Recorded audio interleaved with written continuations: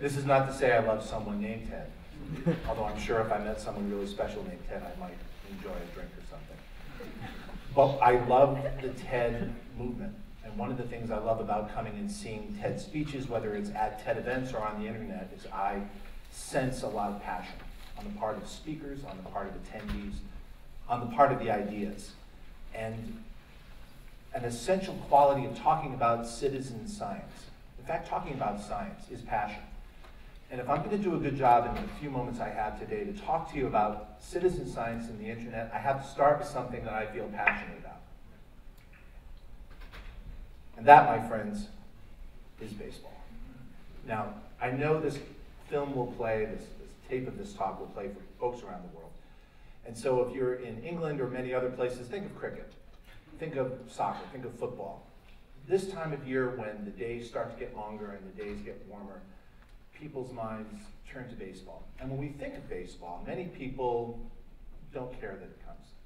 Many of us, however, get excited about the coming of baseball season. We love to go to the games. We love to compulsively follow the statistics about our teams. We love to cheer along with our friends and maybe have a drink when things don't go so well. But there are some people in the world of baseball who feel this burning desire to make a meaningful contribution to baseball.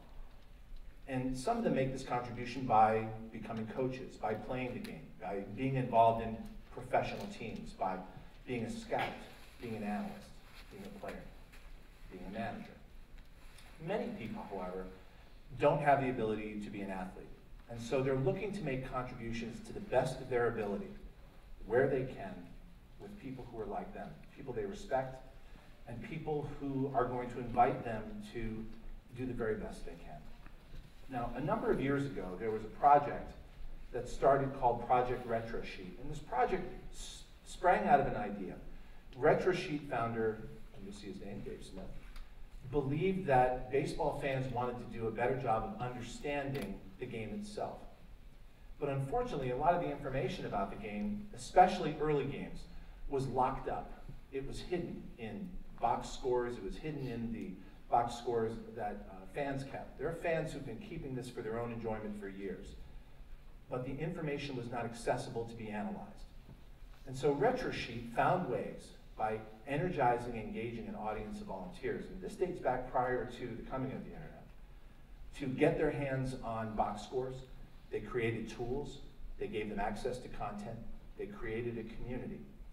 And by working with these people, they were able to transcribe 87,000 baseball games from this early era. Now, when you think about the sort of effort it takes to transcribe that number of games, I was curious how long it would take to not only type it into this tool, but to go and proof it against the dailies that the leagues produced. And they shared with me that it takes, on average, about 40 minutes to do a game. This turns into the 28 years that one individual working Monday through Friday, 9 to 5, would have to spend. 28 years. No one has 28 years to dedicate 9 to 5 to this sort of task, but lots of people living where they do can dedicate that sort of time to something they feel passionately about. Now, with this information in hand, you can imagine you learn lots of interesting things. And here's a statistic line for a certain pitcher against a certain batter. I'll tell you a little story about this later. But for those of you who are not familiar looking at pitcher-batter matchups, this is not a good opportunity for a pitcher. Stats like this say this pitcher should probably either not be pitching against this batter or should walk him. Remember this. So now let's talk about what citizen science and the internet mean. Well, there's been this movement to do citizen science for a long time. Before the advent of the internet, people had to get together through whatever means they had possible. They got passionate about some form of scientific endeavor. They got access to whatever tools they had. They got access to whatever content they had, and they shared it in the best way possible. What I'm going to share with you today are examples of two extraordinary citizen science programs that reflect two different approaches. One is an outside-in, what I'll call. The other one's an inside-out. And then I'll share with you a place you can go today to learn about citizen science programs in your community, and then I'm going to tie it together. So the first of these projects is an extraordinary one that comes out of the Cornell ornithology lab called eBird. Now, it's been said that what crowdsourcing did the same thing for stock photography, it's done the same thing for ornithology. It has transformed it. If any of you are bird watchers, and I have tremendous respect for you, believe me, I do, you know that you can identify the birds you're interested in by sight, by call, by time of year. You're interested in going and not only looking at them, but taking pictures of them and recording this information as something you call a life list. Now, the folks at Cornell had this idea that if they could energize people to go and make these observations, form communities, bring that data to them in a form that they could use this data to do some extraordinary things. And the data I'm showing you here on their level of participation is not even the most recent data. They are recording so many good observations and doing so frequently that now people interested in modeling bird populations around the world are able to do so with an absolutely spectacular level of detail. By watching how bird populations change over time, how the migratory habits change over time, and how species either proliferate or dwindle in populations, they're able to do some spectacular work. I use that word maybe a little bit too often. eBird is available to you today. If you're passionate about birds, you can visit them. Now, if you're interested in analyzing data that's already been presented to you, as opposed to going and fetching data that you see in the world and bringing it to someone, you can do that too. There's a project called Zooniverse, and there are a number of different projects they have under this heading. One of them, Galaxy Zoo, has been around for a number of years. Now, as you can imagine, if I'm taking pictures of the sky with high-resolution instruments, you're generating lots and lots of data. And the folks behind Zooniverse made it clear that they want to invite members of the global community to be participants in research. Not just admirers, not just dilettantes. They want to bring these people into the research process. And it's produced some fascinating results. What you see here is a picture taken with the Hubble telescope. Looking just south of this galaxy, the original picture was taken through the Sloan Sky Survey, placed on Galaxy Zoo with tools that would allow volunteers to go and classify galaxy shapes. In 2007, a Dutch school teacher took a look at that galaxy and then looked just a little bit underneath it. He said, "What is that?" And she asked some questions. Some scientists said, "We don't know." They started asking questions. Over time, they aimed Hubble that way. They took a better picture. And it stimulated a research that none of them had anticipated, but all of them welcomed. Because as enlightened observers participate in the scientific process, they not only bring the ability to do work, but humans bring questions. And with the Galaxy Zoo and the Zooniverse projects, one of their key tenets is to be respectful. They're not going to ask people to do what computers can do. They want the thinking mind, they want the discerning mind to be part of their community. And in fact, they make tools available to people online so that as you discover things on their website, you can start asking more questions. There's a project that's looking for planets. And they make a facility available to people on this website where they can look at the light blips that occur over time. And if they see a blip, that suggests there's a planet there. Now, the professionals are finding thousands of these. The amateurs found some too. Half of a 100 sample record that the amateurs were able to look at had 47 positive hits. So by using additional tools, by participating in a community, by having access to content, and being choosing to use that in a respectful way, they're able to engage not just the scientists, but engage the scientific community in a very productive way. I'll also offer you one other project these folks are doing that I find particularly interesting, because some of the citizen science projects are not just about today, they're about yesterday. One of the projects they're doing is called Old Weather. Now, you may know that when ships are at sea, they keep logbooks of the weather. They also pretty compulsively track their location. So this is a project that is engaging the public to transcribe old logbooks from the Royal Navy around the period of World War I.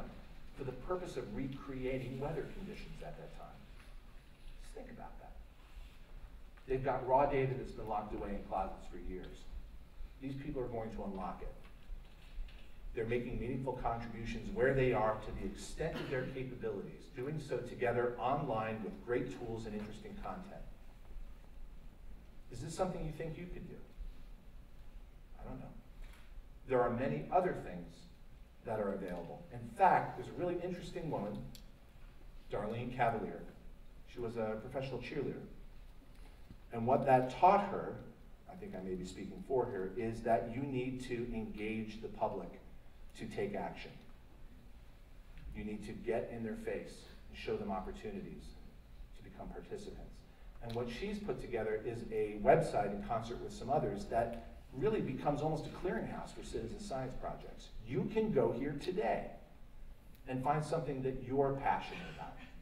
And to the extent of your abilities, make a contribution using online communities with appropriate tools, getting access to data.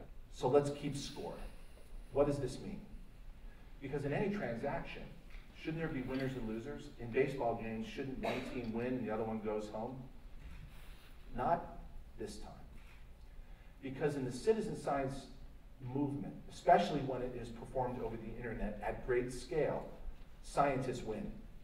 They get access to populations of people who, again, to the best of their ability, some more than others, will take action on a grand scale to participate in the scientific process and allow them to do things that they would never be able to do with a graduate student working full-time. There was a paper that came out recently that talked about a particular project that a team of volunteers was able to accomplish in a matter of months what it would have taken a graduate student working full-time 200 years to do. Come on.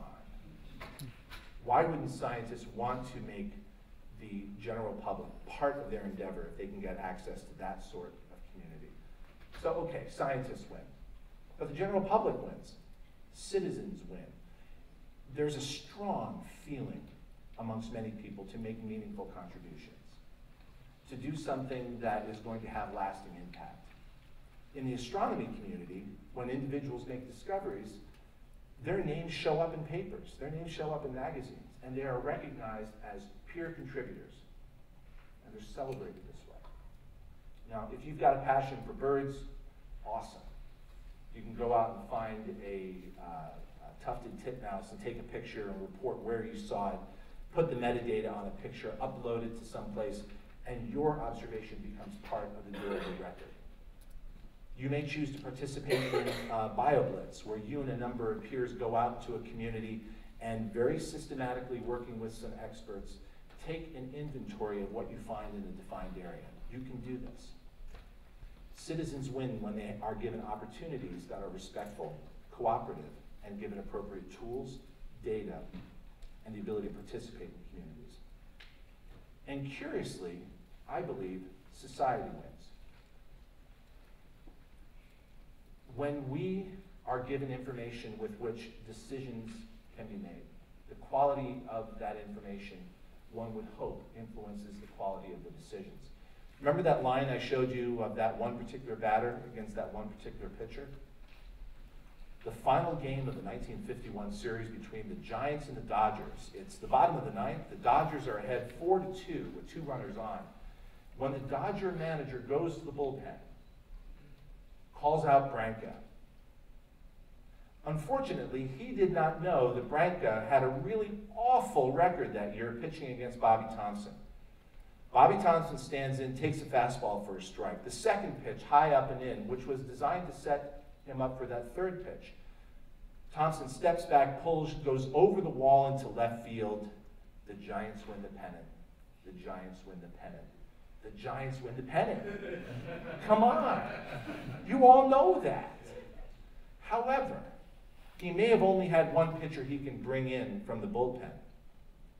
But if he knew how well that pitcher pitched against the next person up to bat, a young 20-year-old named Willie Mays, he would have walked Bobby Thompson. He would have pitched to Willie Mays.